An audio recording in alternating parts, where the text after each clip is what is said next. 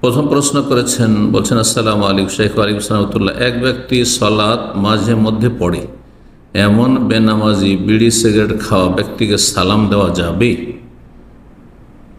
যদি মাঝে মধ্যে পড়ে, মাঝে মধ্যে পড়ে না, তো সে ফাসেক, গুনাহগার।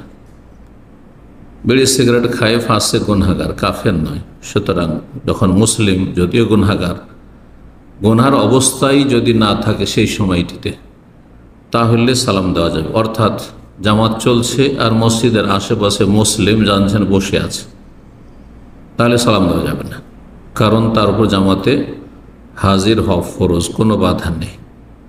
এইরকমই ধূমপান করছে, সেই সময় সালাম দেওয়া যাবে না। কিন্তু ধূমপানকারীর ধূমপান করা অবস্থা ছাড়া অন্য সময়গুলিতে সালাম দেওয়া যাবে।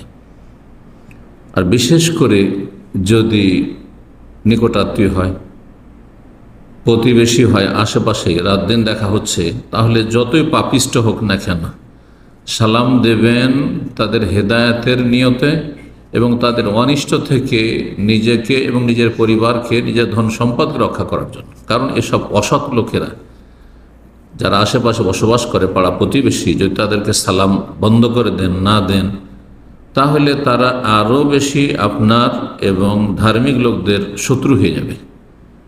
দুনিয়া আখেরা ধ্বংস করবে তাদের এবং আপনাদেরকে ক্ষতিগ্রস্ত করতে পারে। আল্লাহ তাদের অনিষ্ট থেকে রক্ষা করুন। জি।